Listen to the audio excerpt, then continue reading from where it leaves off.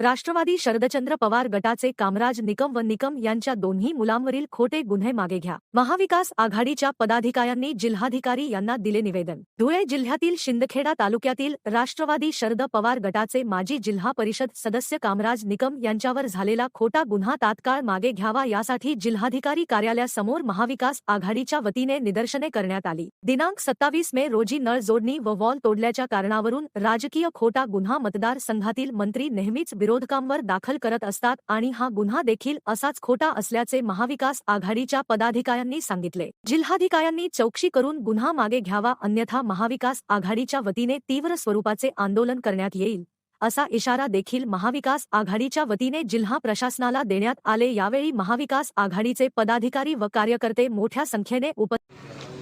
परवा बामणे या गावामध्ये नळ ग्रामपंचायतचे नळ कनेक्शन याच्यावरनं आदिवासी सरपंच आणि त्या ठिकाणाचा व्यक्ती भाजपाचा कार्यकर्ता राहुल निकम यांच्यामध्ये किरकोळ वाद झाला आणि त्या ठिकाणी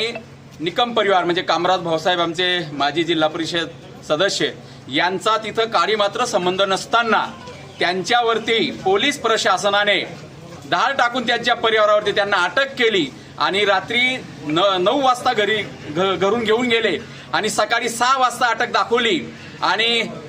रिव्हॉल्वर, चाकू असे खोटे गुन्हे या ठिकाणी शिंदखेडा तालुक्यामध्ये नेहमीप्रमाणे दाखल होत आहे आणि याला पोलीस प्रशासन मी पूर्णपणे जबाबदार धरतो, सरकार पूर्णपणे जबाबदार धरतो. एखादा राजकीय पुढारी किंवा भाजपाचा मंत्री असेल, कोणी असेल, पालकमंत्री असेल, कोणी असो, त्यांच्या दबावापोटी जर तुम्ही असे खोटे गुन्हे दाखल करत असतील प्रशासन, पोलीस प्रशासन, तर अगोदर या पोलीस प्रशासनाचा मागे आम्ही लागणार. यांच्यावर पण, कारण कायदा हा सगळ्यांसाठी सारखा असतो, त्यांनी कायदा हातात घेऊन खोटे गुन्हे दाखल करू नये याचा निषेध करण्यासाठी आम्ही सर्व महाविकास आघाडीचे पदाधिकारी, माननीय आमचे जिल्हा प्रमुख अतुल भाऊ सोनवणे,